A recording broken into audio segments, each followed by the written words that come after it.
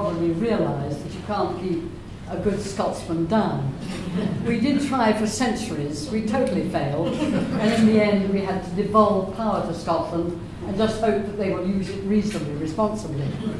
Now, I want to just add a few words to what Des has said, because we're extremely pleased that you've come to this evening, and we think it's an important occasion. The first thing to say is that you will know, by looking at the picture of a more distinguished gang of four than the one I belong to, that these are four men who, between them, have effectively been the reason why the world has not slid towards nuclear warfare over the last 30 years. We owe a huge debt of gratitude to them, to George Shultz, to William Perry, to Sam Nunn, and to Henry Kissinger, who is not here but will be here in the morning. Why do I say that? Because almost immediately after the opportunity arose to try to create a new relationship with Russia, when Mr. Gorbachev, out of an extraordinary act of courage and imagination, decided to bring to an end the divisions of the Cold War.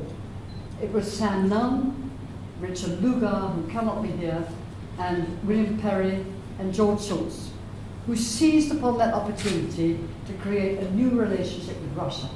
And out of that new relationship came a security understanding which has meant that nuclear weapons and nuclear materials in Russia have been safeguarded as a result of an understanding that was reached outside the range of governments, but between Americans who are committed to the idea of a nuclear-free world and Russians, in the case of Mr. Gorbachev, who are willing to accept that kind of challenge.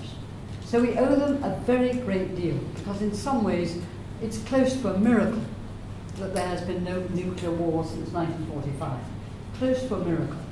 And many people perhaps forget how very close we came to destroying that miracle, not least during the Cuban Missile Crisis, but also on at least several other occasions. The other reason I'm very grateful to be here tonight is because you're going to see a film which in many ways parallels the film that was created on the environment called An Inconvenient Truth, which tries to bring home to us the long distance and permanent problems that the world has to address if it is to survive. And I think you will find, as we do, that it's a very impressive and powerful film. You're all here because the United Kingdom is one of the powers that has some influence on the outcome. And I share the tribute that was paid by, about just now, by Des to Margaret Beckett and to her colleague Malcolm for having started that process going. And now what is wonderful about the top-level group in Britain is that we have a whole range of secretaries, of former Secretary of Defence, former Foreign Secretaries, many of whom, as Des has said, are here with us, who have been committed to trying to find a better answer to the problems that confront us. So I won't hold you up any longer. You have many people to talk to and many things to do. But it is for me a privilege to be here, and a great privilege that people like George Shultz have flown all the way from California without stopping in order to be present. That Sam Nunn and Bill Perry have come from Brussels, where they've been associated discussions about NATO, and their wives accompany them, trying to hold it together. And we're very grateful to all of you for what you've done. Thank you very much indeed, and I hope you'll find it.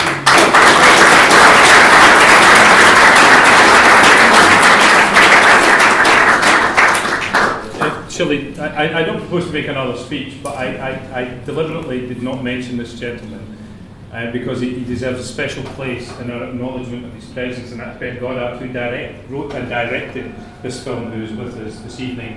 And I think we should just give him a quick round of applause before we see his film.